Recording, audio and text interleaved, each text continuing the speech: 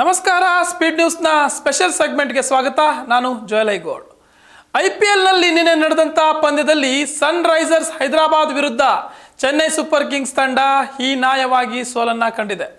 ಈ ಮೂಲಕ play offs ರೇಸ್ನಿಂದ ಬಹುತೇಕ ಹೊರಬಿದ್ದಿದ್ದು, ಇನ್ನೊಂದು ಕಡೆ SRH ತಂಡ ಪ್ಲೇ ಆಫ್ಸನ್ನು ಪ್ರವೇಶ ಮಾಡಿದೆ.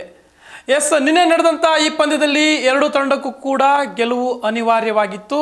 ಚೆನ್ನೈನ ಚಿದಂಬರಂ ಕ್ರೀಡಾಂಗಣದಲ್ಲಿ ನಡೆದಂಥ ಈ ಒಂದು ಪಂದ್ಯದಲ್ಲಿ ಚೆನ್ನೈ ನೀಡಿದಂತಹ 181 ರನ್ಗಳ ಗುರಿಯನ್ನು ಬೆನ್ನು ಹತ್ತಂಥ ಸನ್ ರೈಸರ್ಸ್ ಹೈದರಾಬಾದ್ ತಂಡ 19 ಓವರ್ಗಳಲ್ಲೇ 5 ವಿಕೆಟ್ಗಳನ್ನು ಕಳೆದುಕೊಂಡು 189 ರನ್ನನ್ನು ಗಳಿಸಿ 5 ವಿಕೆಟ್ ಅಂತರದಿಂದ ಗೆಲುವನ್ನು ಸಾಧಿಸಿದೆ.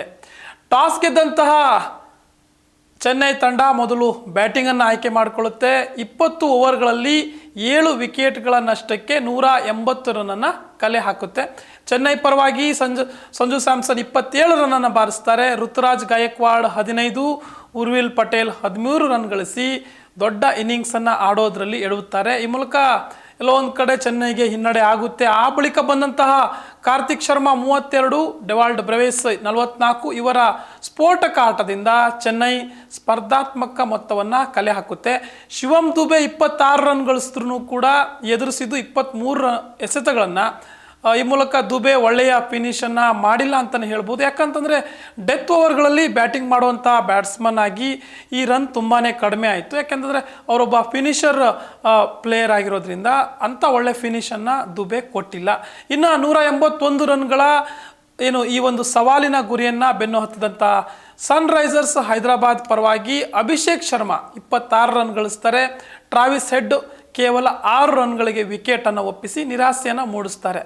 ನಂತರ ಬಂದಂತಹ ಹೆನ್ರಿಕ್ ಕ್ಲಾಸೆನ್ ಜೊತೆಗೂಡಿದಂತಹ ಇಶಾನ್ ಕಿಶನ್ ಗೆಲುವಿನ ಆಸೆಯನ್ನು ಮೂಡಿಸೋ ಜೊತೆ ಆಟವನ್ನು ಆಡ್ತಾರೆ. ಕ್ಲಾಸೆನ್ 47 ರನ್ಗಳಿಗೆ ಔಟ್ ಆಗ್ತಾರೆ. ನಂತರ ಬಂದಂತಹ ನಿತೀಶ್ ಕುಮಾರ್ ರೆಡ್ಡಿ 11 ರನ್ಗೆ ತಮ್ಮ ಆಟವನ್ನು ಮುಗಿಸ್ತಾರೆ. ಅಂತಿಮವಾಗಿ ಇಶಾನ್ ಕಿಶನ್ 7 ಬೌಂಡರಿ ಹಾಗೂ 3 ಮನಮೋಹಕ ಸಿಕ್ಸರ್ಗಳ ಮೂಲಕ 70 ರನ್ಗಳನ್ನು ಗಳಿಸಿ ಔಟ್ ಆಗ್ತಾರೆ. ಅದಾಗಲೇ ಗೆಲುವಿನ ಸನಿಯಕ್ಕೆ ತಂಡವನ್ನು ಇಶಾನ್ ಕಿಶನ್ ಕರೆದುಕೊಂಡು ಹೋಗಿರ್ತಾರೆ.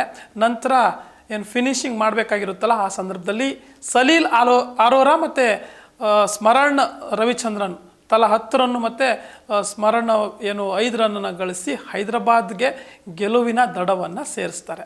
ಸಮಯಕ್ಕೆ ತಕ್ಕ ಆಟವನ್ನು ಆಡಿದಂತಹ SRHನ ಗೆಲುವಿನ ರೂವಾರಿ ಆಗಿರುವಂತಹ Ishan Kishan man of the match ಪ್ರಶಸ್ತಿಯನ್ನು ಪಡೆದುಕೊಳ್ತಾರೆ.